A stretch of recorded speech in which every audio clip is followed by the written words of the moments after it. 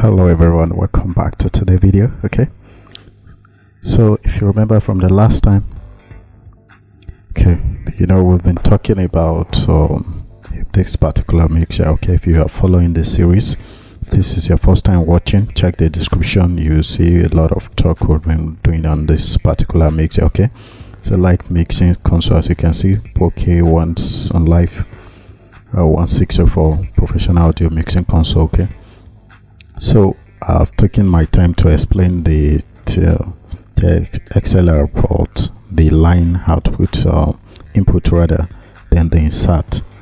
That is the way we use insert. Just watch out for that video. I will do a breakdown of that too. Okay, but if you want to know it on time, no problem, check the description. I have a video, a particular course where I talked about sound mixing generally. Okay, a video course. So if that really interests you, check the description of this video. You'll get access to purchase it. Okay, and also I have a free gift for you. I have a particular PDF I work on, so you can easily check that in the description. Also, you'll be able to download that, read it. At least that will guide you also to a very good extent. It's free. Okay, just check it out in the description. Okay, so in the last class we talked about gain. I've taken my time to explain high, mid, low, and the rest. I've explained that to you. Okay, you should know how to use that now. And I also have explained the auxiliary. The auxiliary 1 to this particular one has up to 5. Okay, so if your own has 2, no problem. It's just what auxiliary simply means is control the output section for this particular input. This line is currently 14, so I can set what I want. I can like whether I want this to be loud at this output.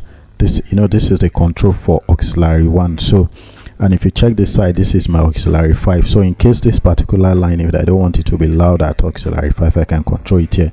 So it gives you access to control each of your outputs separately without interfering with the activity of the other one. Okay, and remember this fader, this particular fader controls your right and left side. Okay, so today what we want to do majorly is we want to look at all this function we have here. Okay, now this PFL simply means when you activate it like this, when you activate it, what we are trying to say is you are sending it to your headset. Let me see if I can show you that clearly.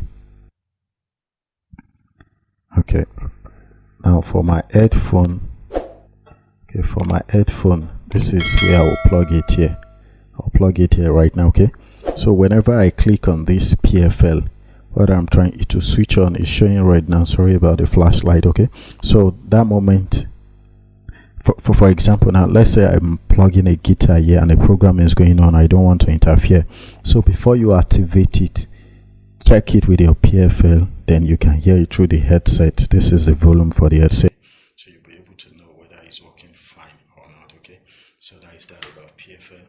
What this on simply means to activate that particular channel. My audio is currently going. Now if you check the audio right now, if I tap this on now to switch off, okay, if I click on it, it will definitely come up. Okay, so that's what the home button does. And also PFL, remember PFL control it to be able to send the signal to the headset. Okay, so you can easily track, for example, let's say a particular mic is not working. Once you're able to trace it without disturbing everybody, you can just activate that line here through your PFL, okay, through your headset. Okay, that is what PFL does on.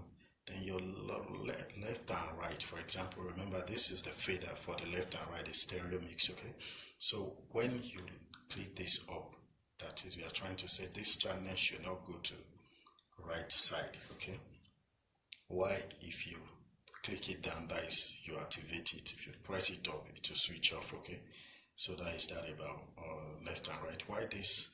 Let me show this further a bit. Don't know if you can see it a bit.